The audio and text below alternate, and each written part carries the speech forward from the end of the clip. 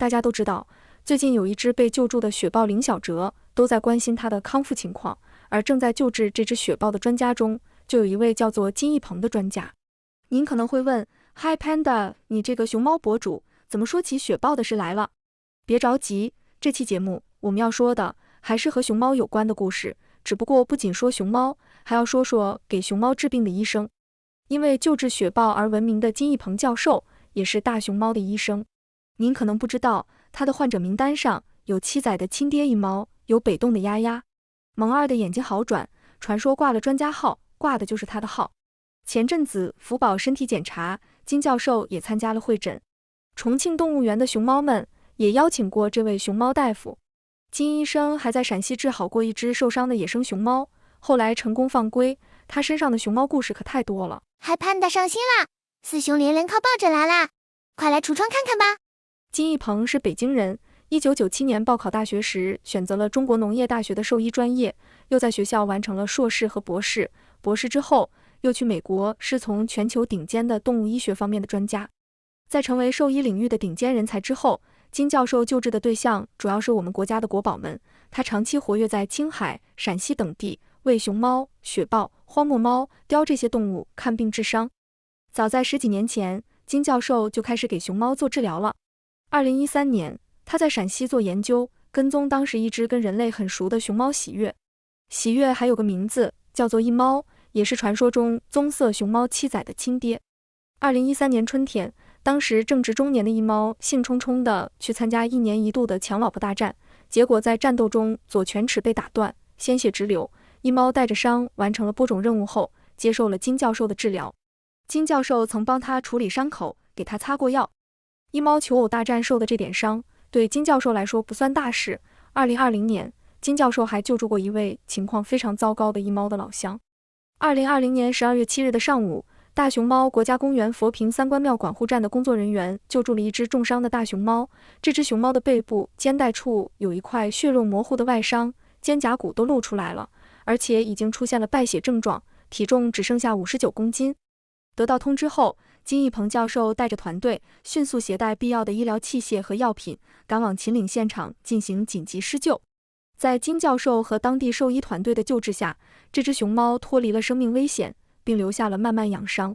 刚来到人类身边的时候，他没见过苹果，不敢吃，但是对蜂蜜是实在没忍住，而且吃了以后就非常喜欢。陕西当地把蜂蜜叫做蜂糖，再加上悉心照顾它的当地兽医又姓唐，它又是一只雌性大熊猫，于是大家就给它取名叫做糖糖。在金教授的治疗方案和三官庙保护区工作人员的悉心呵护下，糖糖的伤势逐渐好转，体重增加了24公斤。他学会了吃苹果，如果不限制，糖糖一口气能吃5、6个。但是人类没打算让爱上了蜂蜜和苹果的姑娘长期这么吃下去，野外才是她的家园。在秦岭保护中心生活了5个多月之后，金一鹏教授又来给糖糖做体检。经过评估，糖糖达到了可以放归的条件。2021年的5月，金教授和保护团队选在竹笋、竹叶最为茂盛的季节，将糖糖带回发现它的地方，让它回归自由。金教授亲自去送糖糖，他不仅当司机，还和工人师傅一起抬糖糖。起初，金教授担心糖糖可能会因为已经依赖了人类而不愿回归。然而，当糖糖走出笼子，立刻展现出了对自然环境的熟悉，毫不犹豫地朝山林深处走去。金教授是既不舍又欣慰。给一猫、糖糖这些野猫看病，通常都是在野外，环境艰难。但轮到给住在动物园的熊猫看病时，条件就好多了。但是要给他们看的病的种类和情况又变复杂了。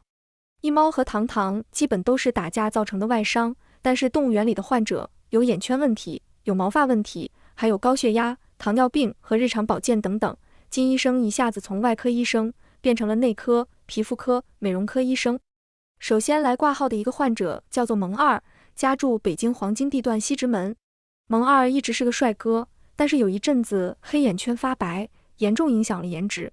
萌二的单位北京动物园找到中国农业大学的寄生虫研究团队螨虫方面的专家潘宝良老师，也找到了金一鹏教授。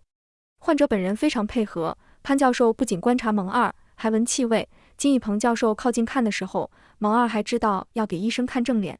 当时网上有人说，给萌二看病的是一位白帽子医生。金一鹏教授看到之后还转发了这条，并且告诉大家，我就是那个白帽子医生。当天因为怕堵车，是从中国农业大学骑自行车去的北洞，戴个帽子是因为骑车要防晒。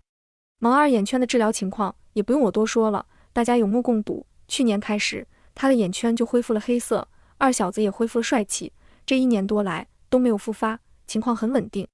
金教授还给大家科普，大家看到熊猫眼圈发白都会不假思索地说是螨虫眼，但其实并不是所有的眼圈掉色都是螨虫眼，有一些是和过敏有关，像是萌二就是进行了抗过敏治疗。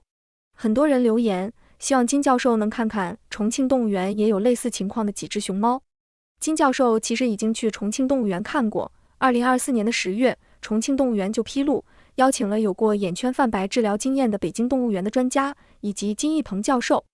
今年40多岁的金一鹏教授给大熊猫看病已经快有20多年，他的研究领域和强项还包括动物的眼部、牙科和口腔、鼻腔的疑难杂症，同时还擅长大熊猫的麻醉。他还参与了丫丫的健康管理方案的制定，根据不同的时期给丫丫调整护理方案，用他自己的话说，这叫猫性化管理。前不久福宝出现颤抖症状后，一直在进行身体检查，金教授也参与了福宝的会诊。金教授说，虽然这些年中国的动物医疗水平在迅速进步，但是还远远不够，需要继续发展和提高。有了好的医疗，才能给大熊猫的健康福利、延年益寿创造更多的可能性。我们在大熊猫医学，尤其大熊猫精准诊疗这方面，我们需要在短时间内建立起来一个具有丰富的专科来支撑的一个大熊猫精准医疗体系。什么叫专科？比如说老年科、心血管科、肿瘤科、神经科，同时培养我们的人才，真正能够做到我们有非常充足的熊猫医生去保障我们这么多的熊猫的健康。嗨，潘达上新啦！4熊连连靠抱枕来啦，快来橱窗看看吧。